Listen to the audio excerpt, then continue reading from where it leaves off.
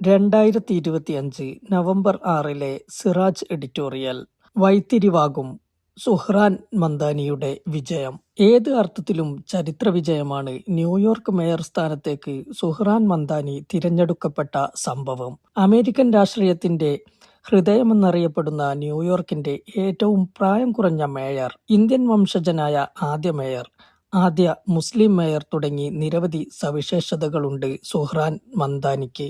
American രാഷ്ട്രീയത്തിലെ മത, വർഗീയ, വംശീയ മതിലുകളെ പൊളിച്ചെറിഞ്ഞാണ് മംദാനി അമേരിക്കയിലെ ഏറ്റവും ജനസാന്ദ്രമായ ന്യൂയോർക്കിന്റെ മേയർ സ്ഥാനം എത്തിപ്പിടിച്ചത്. യുഎസിൽ ജൂത മതവിഭാഗം ഏറ്റവും കൂടുതൽ താമസിക്കുന്ന പ്രദേശം കൂടിയാണ് ന്യൂയോർക്ക് എന്നത് ശ്രദ്ധേയമാണ്. അമേരിക്കൻ രാഷ്ട്രീയത്തിലെ വഴിത്തിരിവായാണ് രാഷ്ട്രീയ നിരീക്ഷകർ മംദാനിയുടെ വിജയത്തെ വിലയിരുത്തുന്നത്.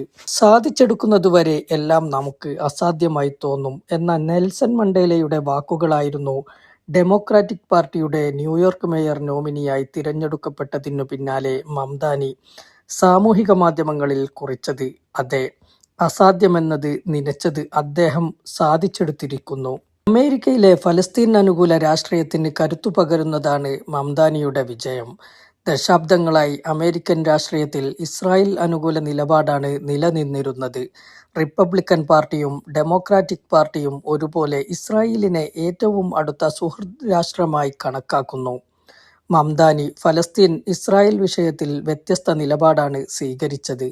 ഫലസ്തീനിന്റെ അവകാശങ്ങൾക്കായി അദ്ദേഹം ധീരമായി ശബ്ദിച്ചു.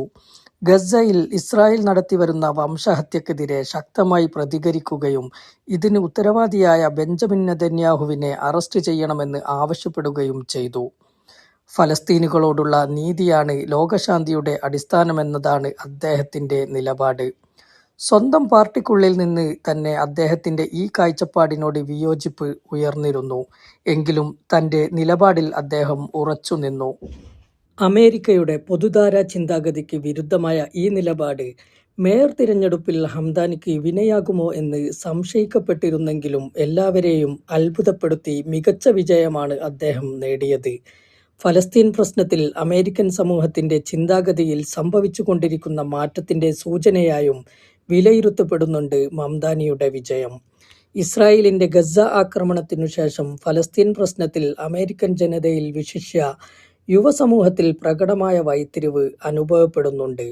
ഗസയിലെ മനുഷ്യാവകാശ ലംഘനങ്ങൾക്കും ഇസ്രായേലിന്റെ കുടിയേറ്റ നയത്തിനുമെതിരെ New York, Los Angeles, Philadelphia, Boston തുടങ്ങിയ നഗരങ്ങളിൽ കൂറ്റൻ പ്രതിഷേധ പ്രകടനമാണ് നടന്നത്. ഫലസ്തീനിനെ സ്വതന്ത്രമാക്കുക എന്നെഴുതിയ പോസ്റ്ററുകൾ ഉയർത്തിപ്പിടിച്ചായിരുന്നു പ്രകടനം. ഈ മാറ്റം അമേരിക്കയിലെ ഫലസ്തീൻ അനുകൂല രാഷ്ട്രീയത്തിന്റെ അടിത്തറ കൂടുതൽ വ്യാപകമാക്കുകയും ഭാവിയിൽ ഡെമോക്രാറ്റിക് പാർട്ടിയുടെ നയരൂപവൽക്കരണത്തിൽ പ്രതിഫലിക്കുകയും ചെയ്യുമെന്നും നിരീക്ഷിക്കപ്പെടുന്നു. പ്രക്രിയയുടെ തുടക്കത്തിൽ കേവലം 1% മാത്രമായിരുന്നു മംദാനിയുടെ ജനപിന്തുണ. അതിൽ നിന്ന് 50% കൂടുതൽ പിന്തുണയിലെത്തിയത് രാഷ്ട്രീയ വിദഗ്ധർ അമ്പരപ്പോടെയാണ് വീക്ഷിക്കുന്നത്. പ്രചാരണത്തിന്റെ ആദ്യഘട്ടത്തിൽ മാധ്യമങ്ങൾ അദ്ദേഹത്തിന് ഒട്ടും പരിഗണന നൽകിയിരുന്നില്ല. ഇപ്പോൾ അദ്ദേഹത്തിന്റെ കവറേജ് ലഭിക്കാൻ മാധ്യമങ്ങൾ മത്സരത്തിലാണ്. ന്യൂയോർക്കിനെ സാധാരണക്കാർക്ക് ജീവിക്കാനാകുന്ന നഗരമാക്കുമെന്നായിരുന്നു മംദാനിയുടെ തിരഞ്ഞെടുപ്പ് വാഗ്ദാനം. സൗജന്യ ശിശു സംരക്ഷണം, സൗജന്യ സിറ്റി സർവീസ്, കോർപ്പറേഷൻ ആഭിമുഖ്യത്തിൽ പലചരക്കു കടകൾ, ഭവനരഹിതർക്ക് താങ്ങാനാകുന്ന വാടക തുടങ്ങിയവയാണ് അദ്ദേഹം മുന്നോട്ടുവച്ച പദ്ധതികൾ. ന്യൂയോർക്കിലെ ഓരോ സാധാരണക്കാരനും അവകാശപ്പെട്ടതാണ് തന്റെ വിജയമെന്നാണ് ഫലപ്രഖ്യാപനത്തിനു പിന്നാലെ മംദാനിയുടെ പ്രതികരണം. മാറ്റത്തിനുള്ള ജനവിധിയാണിത്. പുതിയ രാഷ്ട്രീയത്തിലേക്കുള്ള ജനവിധി, നമുക്ക് താങ്ങാനാകുന്ന നഗരം സൃഷ്ടിച്ചെടുക്കുന്നതിനുള്ള ജനവിധി, അദ്ദേഹം കൂട്ടിച്ചേർത്തു. ഡൊണാൾഡ് ട്രംപിനും അമേരിക്കൻ രാഷ്ട്രീയത്തിലെ ഇസ്രായേൽ അനുകൂല വംശീയവർക്കുമുള്ള കനത്ത പ്രഹരമാണ് മംദാനിയുടെ വിജയം. 18 അടവും പയറ്റിയിരുന്നു മംദാനിയെ പരാജയപ്പെടുത്താൻ ട്രംപ്. മംദാനിയെ കമ്മ്യൂണിസ്റ്റ് ഭ്രാന്തൻ എന്ന് അധിക്ഷേപിച്ച ട്രംപ് റിപ്പബ്ലിക്കൻ പാർട്ടിയുടെ സ്വതന്ത്ര സ്ഥാനാർത്ഥി ക്യൂമോയെ പിന്തുണച്ച് രംഗത്ത് വരികയും ചെയ്തു. ഇസ്ലാമോഫോബിക് സ്വഭാവമുള്ള പ്രചാരണങ്ങളും ഉയർന്നുവന്നു. മംദാനി വിജയിച്ചാൽ ന്യൂയോർക്ക് സിറ്റിക്കുള്ള ഫെഡറൽ ഫണ്ട് തടഞ്ഞുവെക്കുമെന്നും ന്യൂയോർക്ക് കനത്ത സാമൂഹിക സാമ്പത്തിക ദുരന്തം നേരിടേണ്ടി വരുമെന്നുമായിരുന്നു ട്രംപിന്റെ മറ്റൊരു ഭീഷണി.